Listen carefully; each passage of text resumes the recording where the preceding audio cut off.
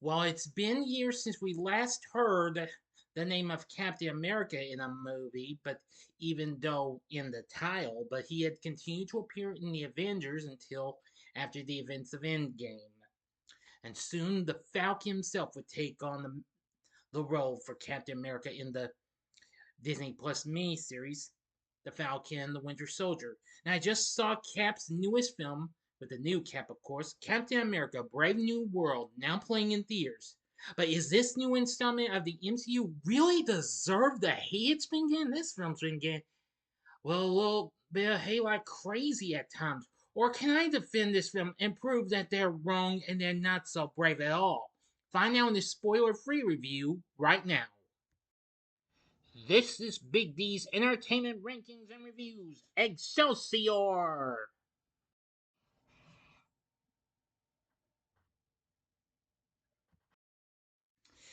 So, greetings, my fellow YouTubers and true believers out there. Welcome to Big D's Entertainment Rankings and Reviews. My name is Noel, better known to you as the Big D, and this time around, I bring to you a spoiler free review of the 2025 superhero flick Captain America Brave New World from Marvel Studios, released through Disney. This is the fourth overall installment of the Captain America film series and a continuation of the 2021 miniseries The Falcon and the Winter Soldier. This is the 35th film in the MCU and the first to feature Sam Wilson, formerly the Falcon, taking on the mantle of Captain America, which Anthony Mackie plays the titular character. This film was directed by Julius Ona, from a screenplay by Rob Edwards and the writing teams of Malcolm Spellman and Alan Musson and Ona and Pierre Glans. The film also has Danny Ramirez, Shira Haas, Carl Lumbly, Xosha Roquemore, Giancarlo Esposito, plus Liv Tyler, Tim Blake Nelson, and Harrison Ford. This time around, Cap is about to investigate a conspiracy involving Thaddeus Ross, who is now the president. Now, of course, we start out with this. 5 months after Thaddeus Ross is elected president of the U.S., he sends Sam Wilson, now the new Captain America, and Joaquin Torres, the new Falcon, respectively, to Mexico to stop the illegal sale of classified items stolen by the Serpent Society, a rogue special ops team led by Sidewinder. They recover the items, but Sidewinder escapes. Torres is excited to be taking on Wilson's former mantle, but Wilson is hesitant to involve Torres in dangerous missions due to the pair now having superpowers like former Captain America Steve Rogers. After the mission, Wilson and Torres train with Isaiah Bradley, a super soldier who was imprisoned and experimented on by the US government. And Ross invites Wilson and Torres to a summit with world leaders at the White House, and Wilson accepts on the condition that Bradley is also invited. And Ross asks Wilson to help him reform the Avengers. During the summit, Ross explains that a new metal, adamantium, has been discovered on Celestial Island, which was formed when the celestial Tiamat emerged in the Indian Ocean. The recovered items were the first refined samples of the metal and were stolen from a Japanese mining operation. To avoid an arms race, Ross proposes a treaty to govern adamantium's mining and distribution. As he's talking, the song Mr. Blue plays and causes several men, including Bradley, to begin shooting at Ross and other dignitaries. Apprehended by Ross's head of security, former Black Widow Ruth Batsarat, the men regain their senses and deny any knowledge of the attack. Now, that's all the story I will give to you. I'm only giving you just a little bit of the start, but no more after this. That's why I mostly would do with spoiler-free reviews if you already know that, which I'm sure you did. Now, upon its release, the film been getting very mixed response because of its story, characterization, visual effects. But I don't find much of stuff wrong with the visual effects, though. This film unfortunately sits at 51% on Rotten Tomatoes, making it the third MCU film not to be in fresh status, aside from Eternals and Ant-Man the Wasp Quantumania. They say Anthony Mackie capably takes up Cap's mantle and shield, but Brave New World is too routine and overstuffed with uninteresting Easter eggs to feel like a worthy standalone adventure for this new Avengers leader. Well, that's factually true, but I disagree on some of that, to be honest.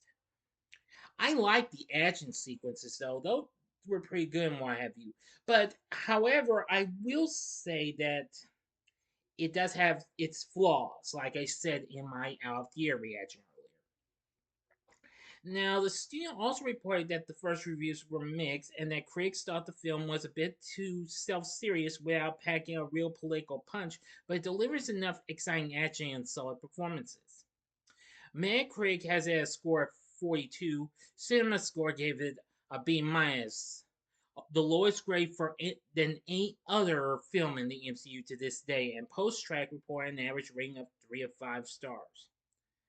I'm not really going into too many other reviews though. I am just going to say this film does have its flaws. Now, another thing that critics were mixed on were who took the varying stances on the political commentary. Yeah, that's kind of a mixed bag for me though. I appreciate them trying to do their best with that.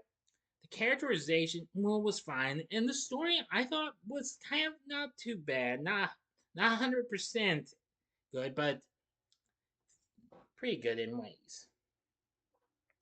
However, they praised the performances of Anthony Mackie, who once again takes on the role of Sam Wilson, the new Captain America. And I really think this was really good. And I'm just going to say he's still good as before. Mhm.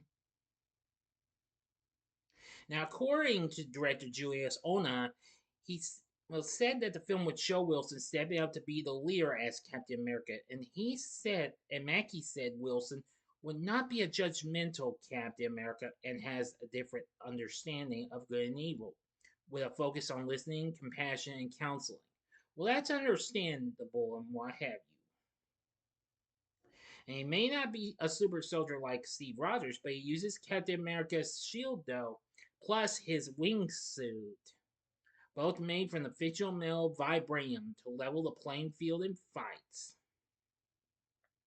Really something. Now, as for Harrison Ford, though, he takes on the role of Thaddeus Ross, despite William Hurt passed away back in 2022. Yes, well, actually, it's been close to 3 years since he passed away. He was still not too bad and what have you. I will say that was pretty good. I will say he also took on the role of the Red Hulk, if you already know about that character, which kind of brings me to one of my negatives of the film. The visual animation style they used for the character was okay and what have you, but it wasn't great. We don't get to see too much of him until the last bit of it. Yeah, that's just a big kind of a bit of a disappointment for me.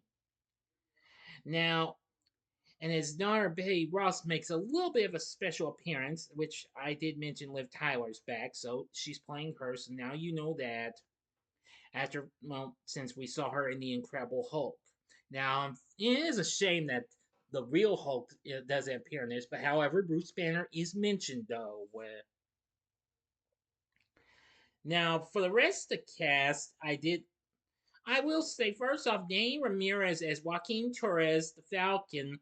Well, he's okay in what have you. I wouldn't say he's great though, but he's okay in what have you. Some of the because this film does have a few funny moments and what have you, but uh, I don't mind too many. But a few I did like though. Shira Haas plays Ruth Batsaraf, former Black Widow, who of course serves as President Ross's security advisor. Well, not too bad. Carl Lumbly plays Isaiah Bradley, and I'm gonna say he's a pretty good character. He's not too bad.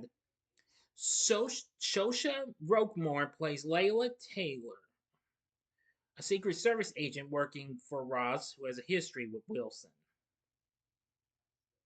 Now, actually, in the comics, she is a romantic interest for Wilson, but in the film does not indicate any romantic interest between the two. Giancarlo Esposito, who I've seen in numerous films, most recently in Abigail last year, plays Seth Volker, aka Sidewinder. Yes. Now, I'll say he's not too bad. The leader of the Serpent Society, and well, according to Esposito, he described Sidewinder as an intelligent badass. Really something. So he's not too bad, while he's actually a pretty good bad guy. But this has another bad guy, Samuel Stearns, once again played by Tim Blake Nelson, also from The Incredible Hulk, which would be later known as the leader. Which, by the way, that's another negative I have. Now, I appreciate having Nelson back in the role of Samuel Stearns, but the way the character looks isn't quite as good as what I've seen in Leader, like in the comic books or even the Incredible Hulk cartoons. I mean, yeah, he has a more grotesque appearance in the film, and I gotta say, it's not. I don't know. They could have done much better work with that, you know. But still, it was good to have him back, though. I just wish they could have done better well, with the makeup and well, the way his head shove looked. I mean, come on. Now, just a heads up, we actually do get a cameo by Sebastian Stan, who will be as Bucky Barnes, who we will be seeing in Thunderbolts, Marvel's next film, which will be coming up later on in May. But now, I still do kind of factually do agree with the critics on the political commentary, the story characterization, and the visual effects. But still, I like the action, which was epic, and the battles and what have you. It was pretty good. The battle between Cap and Red Hulk wasn't too bad. I still wish we could have seen more Red Hulk throughout a little bit of this. And I already explained about Leader and what have you, but still, I think Harrison Ford did one hell of a job, and I think William Hurt would be proud of him. May he rest in peace. But Anthony Mackie, I say he still did pretty well and what have you. Well, just recently, last month, Mackie said he wanted to continue portraying Wilson for around 10 years. He was hopeful about making another Captain America film after his roles in the next two Avengers films. Avengers Doomsday, which will be opening next year, and then the following year will be Avengers Secret Wars. Of course, at the end, it says Captain America will return, but there is a post-credit scene, but I will not be telling you that. No, no, no. I'm keeping my mouth shut. But there's lots of other a little bit of surprising Easter eggs. One that's kind of connected to Eternals, which I know is the weakest reviewed film in the MCU, aside from Ant-Man the Wasp: Quantumania. Nevertheless, I thought Captain America: Brave New World was pretty good and what have you. Well, not as good as the other films, though, but this film tries to do its best. So I wish Anthony Mackie the best of luck in playing Cap for the next few years. So I think give this film a watch, and if you like it and what have you, you be the judge. For my score, I'm going to give Captain America: Brave New World 4 stars. On a scale of 1 to 10, I'm going to give it, let me see. I think I'm just going to be nice and give it an 8. So what did you think of Captain America: Brave New World? Let me know in the comments section below. If you like this video, click the like button, subscribe, and be a part of the Big D Nation. Continue to help support my channel. Make it grow and make the views grow. Tell all your friends about my channel. Give them to know me. May they like to be a part of my Big D Nation. And share my vids with your friends if you'd like as well. Please excuse me. I'll be right back. Sorry about that, but join me next time when I give you a re-review of the Brady Bunch movie. So if you like this, check out my reviews for these other Marvel films. These are all spoiler free. I'll give you some of their last ones they had.